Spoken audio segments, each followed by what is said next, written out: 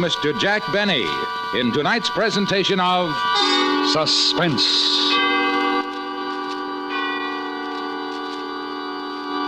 Tonight presents the story of a successful bank robbery, including the astounding history of the unhappy man who perpetrated the crime. It's called The Face is Familiar. Our star, in his first dramatic appearance of the season, Mr. Jack Benny.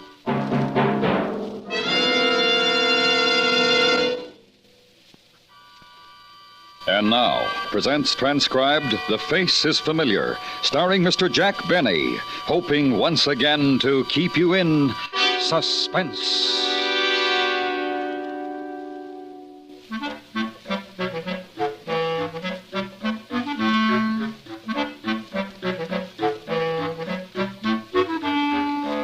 See, I still can't understand why they picked me, of all people. Me, of all people. That's why it's so hard to believe. That it all happened, I mean. But it did. It really did. Just because I like to go to the railroad station. Walk around, look at the trains, study faces. I never forget a face. I never forget a train, either. But it's easier to forget a face. But a matter of fact, I remember some faces it would be a lot better for me to forget. Like Harry Edmonds' face, for instance. That's the day it all started. The day I saw Harry Edmond way across on the other side of the terminal. That's the station. He was talking to a big fellow. Harry's face I remembered right away. I never saw the big fellow before. Better get going, Harry. But you can't pull off the job. I stuck up a bank before. Yeah, sure, and they'd spot you the minute you walked in. I know you, too. This is your hometown. Oh, sure, neither one of us is right. Let the boss decide. Come on. I thought about it on the train down. We need somebody new. We're not splitting this stake with anybody else. It goes three ways now. Look, if we have to, we have to. And if we wait too long, we gotta let the whole thing go until next month. Then we wait. Not for me. This town is too hot for me. Somebody is liable to recognize me. Yoo-hoo, Harry! Harry Edmond! Who's that? Where? Over there, some guy calling you. Harry Edmond, you old son of a gun. Brush this guy. Well, good old Harry Edmond. You got me mixed up with somebody else, mister. No, I haven't. I know who you are.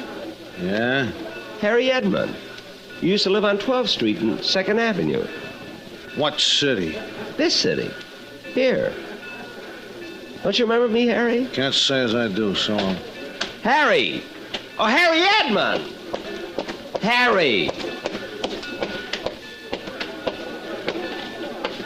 Hey, Harry. No kidding. You remember me, don't you? Seriously, Harry. You remember Pinky Smith? He had a wart on his finger. And Alan Davenport. He had a birthmark on his neck. Well, I'm Tom Jones. I have nothing. I'm clean. Brush him, get rid of him. No, wait. I think we got our answer. Yeah. I think we got the agent paid to handle some of our bank business. Harry, try to remember. Go ahead now. Try to remember. Yeah, 12th Street and 2nd Avenue. That's right. That's right. Well, I used to live around there somewhere, but I still can't... Let me give you a hint. Go ahead. Remember Gordon's candy store on the corner? And remember the great bunch of guys who used to hang out there? Yeah? And remember those pesky kids who used to tag along? Nagging, saying, let us in. Can we come too? Always pesting. Always trying to horn in. Well, one of them was me, Tom Jones. Remember me now, Harry? What'd you say your name was again? Jones. Tom Jones. The name sounds very familiar. We grew up together. Yeah. Well, what are you doing these days? Oh, a little bit of everything. And you? Banking. Oh, money, huh? Yeah. Well, that's a nice field. Well, I gotta go look at the people. It was good talking over old times with you, Harry. Hey, come on. Oh, wait a minute. Look, you mind waiting a minute? What's your name again? Tom Jones. Remember? Oh, yeah, Tom. Yeah, well, wait a minute, huh? Well, I'm kind of busy. Lots of appointments this afternoon. Oh, I'd like talking over old times with you, Tom. Maybe we could have a drink and dinner. Well... On me. Oh, well, yeah. Good, except that Joe has an appointment here. Joe, couldn't you break it? Wait here a second. Tom Jones. Tom, yeah. Joe, come here. Let me talk to you a second. What? Now I know I got the answer. I know I found the pigeon who's going to do it for us. Let the boss figure that out. I tell you, I got it figured. Look at that guy. Yeah? He is it. Him? He don't look like nothing. Right, he's nothing. Isn't that what we want? Nobody that anybody ever saw before. Nobody that anybody would ever think of looking at twice. Job's ready. And if we don't pull it this afternoon, we lose another whole month, so come on. Oh, Joe can make it. He is going to join us. Joe, I forgot to introduce you. Have you met, It's Jones, for heaven's sake. Yeah. Tom Jones. Tom Jones, yeah. Well, Tom, meet Joe, and don't get sore. He's a kid I grew up with, Joe. We're going to have a great time talking over old times, you know, Second Avenue. That's right, and your name is Tom Jones. Yeah. Uh-huh. I must admit it is a difficult name to remember because it's so common. Don't you think so? Oh, yeah, I sure do. Well, it'll certainly be nice talking over old times.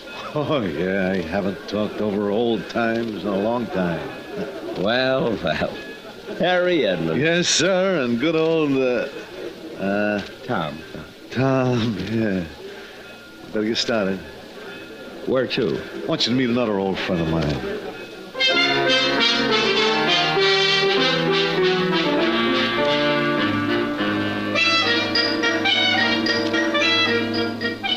Harry must have been doing very well.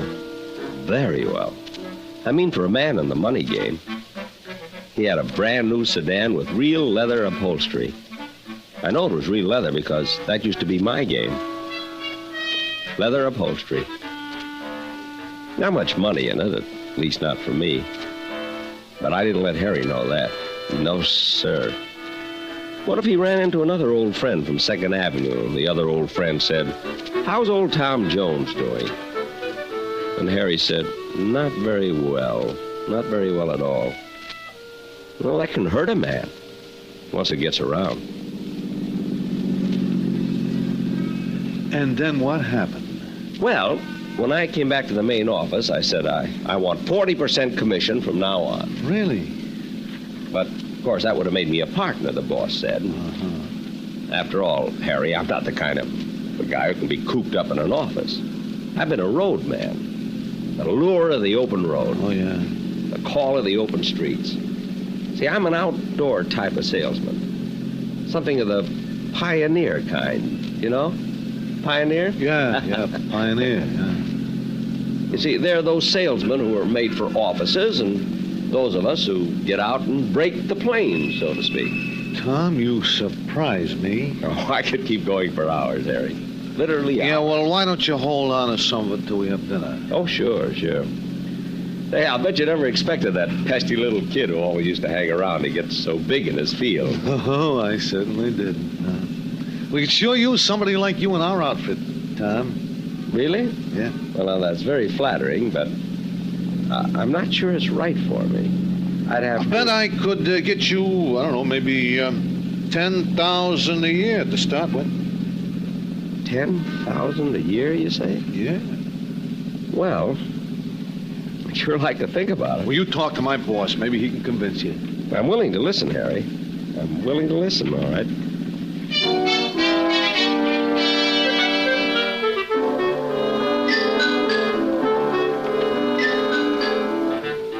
The business Harry was in was mighty successful, if the home of his boss was any indication. It was a beautiful big yellow house with a lovely green front door, and you could tell it was the home of a man who had worked his way up and knew what to do with what he had. Inside it was very homey. 2 fireplaces in the living room that looked like they were burning. A beautiful plaid carpet that must have been a real Oriental, and they wanted me in the business. Me, Tom Jones, of all people. Brandy, Mr. Jones? No, thanks. Thanks. Spoil my dinner. Cigar? Well, All clear Havana. oh, I can see that. I can always tell a good cigar just by looking at it. I know cigars, faces, train. You're a very well-informed man, Mr. Jones. Well, you're kind of unusual yourself. Why? You remember my name. Don't most people? Most people don't even recognize me. People I've known for years. Is that so? Now, don't get me wrong. It's an asset in my business. See, people who tell me no when I try to sell them something say, come back next year. But I come back next week, and they don't even remember I was in the first time. Believe me, a face like mine doesn't come along every day. I like you, Tom. Mind if I call you Tom? Certainly not, Mr. Just call me Boss. Everybody calls me that, especially people I like, and I like you. I like you, too, boss. Then you're interested in coming into the organization? Oh, I might give it a whirl. Let's put it that way. I wouldn't want it any other way. A trial for both of us. And the pay Harry mentioned? Oh, I told him a starting salary, boy. Let's talk about that at dinner. Come on, we'd better get started. Isn't 2:45 in the afternoon a little early for dinner? We have a few errands to do. Excuse us just a minute? Oh, of course, sure.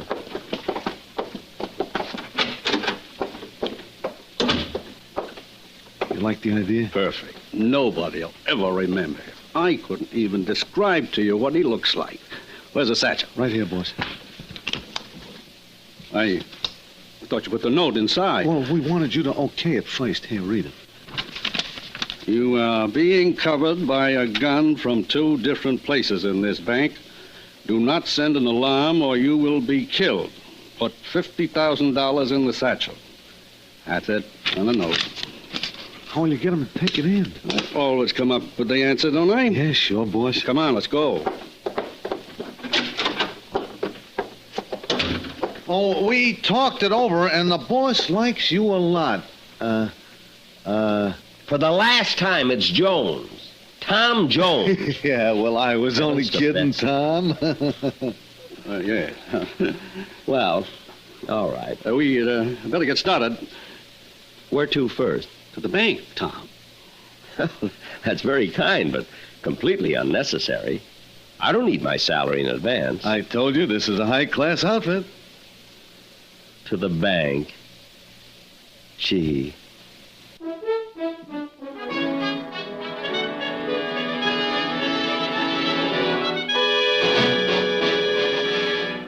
Mr. Jack Benny in The Face is Familiar. Tonight's presentation in radio's outstanding theater of thrills, Suspense.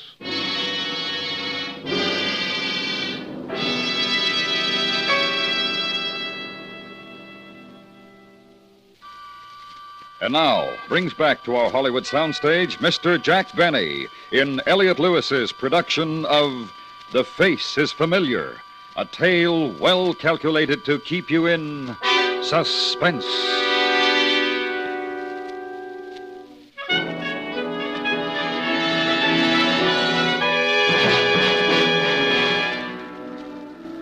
Gee, isn't it funny how you wait a long time for your ship to come in? There I was, watching a train, and my ship came in. Just because I recognized Harry's face. Well, you gotta keep on your toes in this world. Because when opportunity knocks at your door, you gotta be all set to open it. Well, anyway, I'd opened the door, and before I knew it, we were downtown.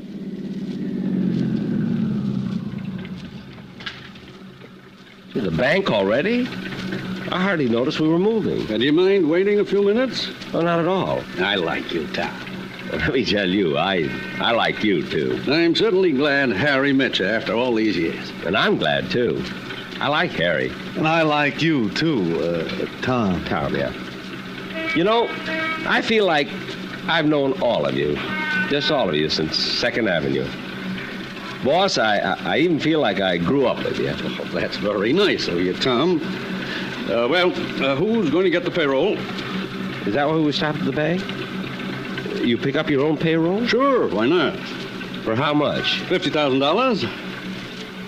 $50,000. And you pick it up yourself? It's my money, and I worked hard for it. It's my way. And if you don't like my way of doing things, Tom... No, not at all. I've always felt personally, I've always felt that people should pick up their own money. Always. Especially if it's $50,000 or more. Besides, armored cars haven't been doing too well in the past few years. I like the way you think. Well, maybe we should all pick up the payroll. Wouldn't that make us a little too conspicuous? Yes. Besides, I want to discuss you a little more. I think you'll work out. Fine.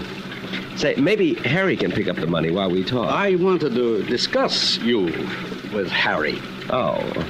Well, how about Joe? Joe picked it up last time. I don't like the same man going in twice in a row.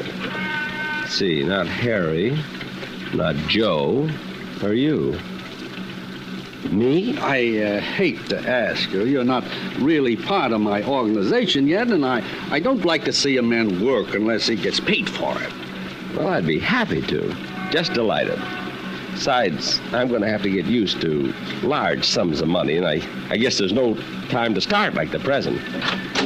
Just take this satchel up to the window and give it to the teller. The withdrawal slip is inside. The teller will know exactly what to do. Fine. Oh, sure, of course. Now, boss, we'll wait until he's in. Did you call me? No. Go right ahead.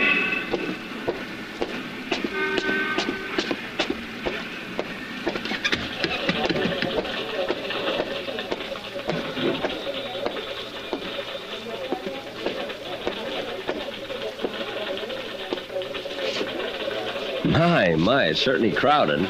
So many people waiting in line. Yeah. People certainly must be doing well these days. Yeah. I'm very busy myself, you know. So?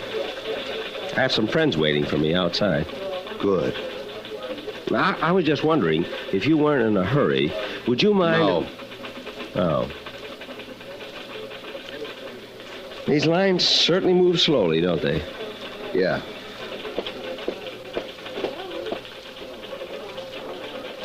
Well, he certainly took long enough at that window. Yeah. I hate people who dawdle over money. Don't you? I guess. Your transaction isn't going to take very long, is it? Nope. Good. That big bag you're carrying had me worried. Yeah? What sort of business are you in? Penny vending machines. Pennies? All those are pennies? Something wrong with pennies? Oh, no. No, of course not. Excuse me. I think I'll try that other line.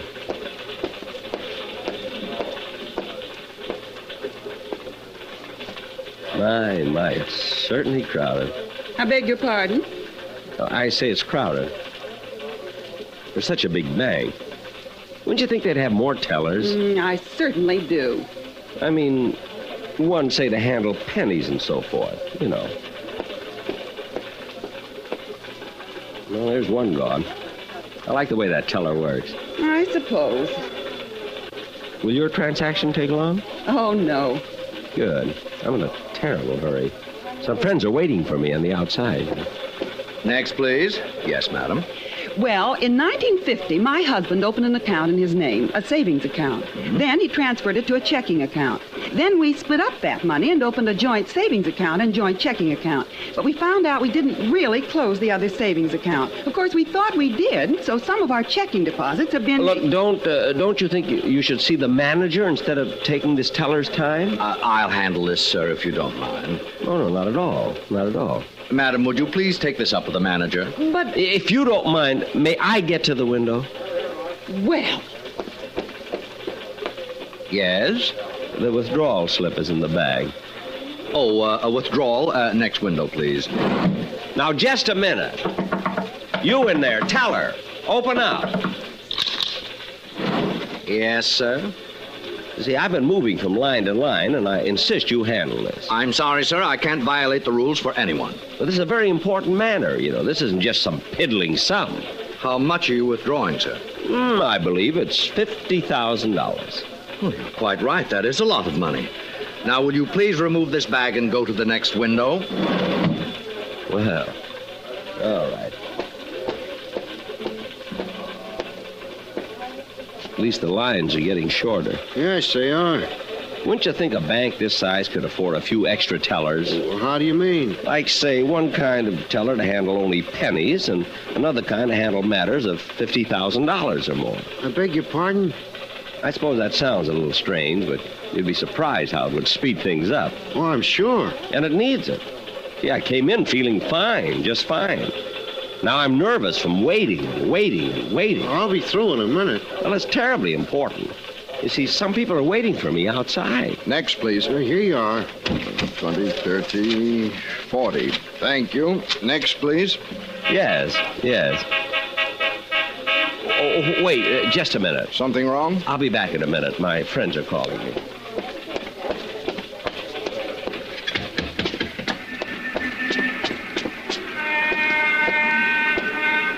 Did you fellas call me? No, go back. But someone honked the horn. I saw somebody else wave. Go back. A mistake. Just turn around and go back. We'll be here.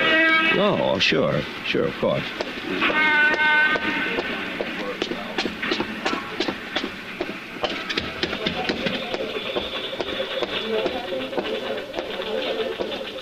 All right, sir, here's the bag. Your deposit slip, sir. Withdrawal. The slip is on the inside. From time to time.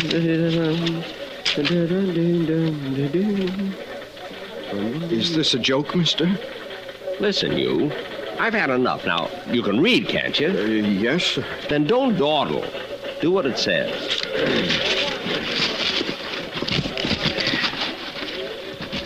That's fine. That's much better. Yes, sir.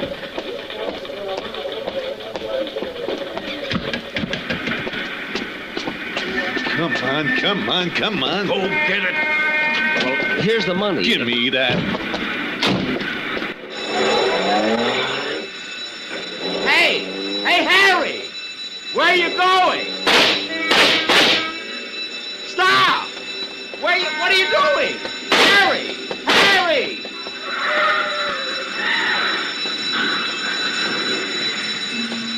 That got him. All right, Jenkins, take some rope down there and tie their hands. I set off the alarm as fast as I could, officer. Oh, come on, let's get down there. You can show me which one of those guys held you up. All right, officer. I'm sure I'll remember it. Yeah, this is terrible. Step back, buddy. But it was me. It was you what? It was me, officer. Look, I took the bag in and I didn't know. Are you kidding? Tell her, look at me. I am. You must be nuts. No, I'm not nuts. It's me. Don't you recognize my face? Look at it. Nothing like it. What did the fellow look like? Well, he had a lean face. Or slightly fat. No, lean. Oh. And brown eyes. No. Oh, gosh, I don't know. Oh, it was me. Look, blue eyes, see? Me. And I'm sorry. I'm terribly sorry. Now beat it, Bud. Now think hard. I am, but it was the most nondescript face I've ever seen. Well, that's pretty nasty if you ask me. Tell me what you remember.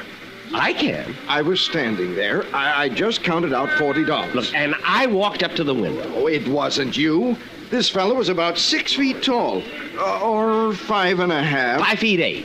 I'm 5'8". And he had a real menacing look. No, I was smiling. See, look, I'm smiling. Look, now do you remember? Now look here, get out of here before I run you in. Yes, sir. Oh, I remember now. He was 6 feet tall. He had red hair. He was carrying a gun. He had a handkerchief over the lower part of his face. And he carried a cane.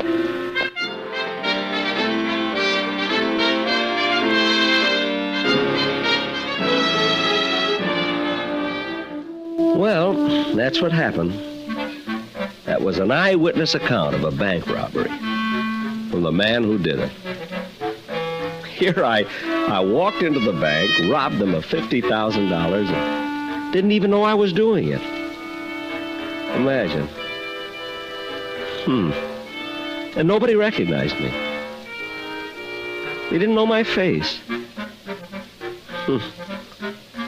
You know, I bet I could walk into another bank and do the same thing. Nah, I better not.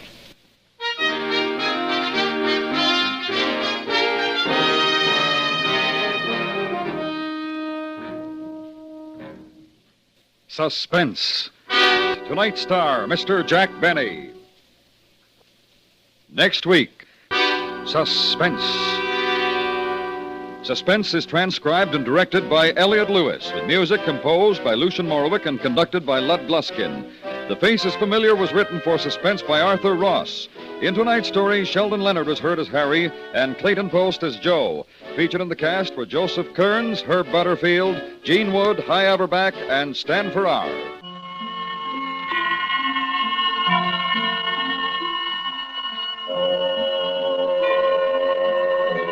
On the CBS Radio Network.